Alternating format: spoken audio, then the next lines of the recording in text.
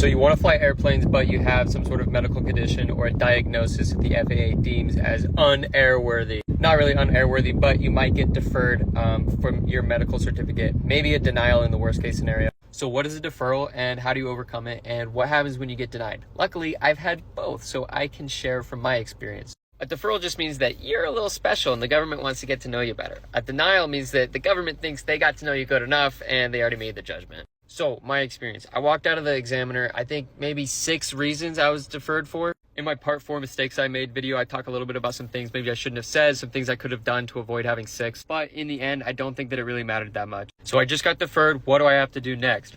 Wait for mail. It sucks, but in the mail is a request for information. This is just all the information that they're gonna need from me. You got mail. Little boomer reference there. Finally, it comes. The request for information only addresses Crohn's. So I quickly go to my doctor, get a letter, get the blood test that they needed, whatever. I send it back to them and I'm waiting again. This time, the letter I get back is a denial.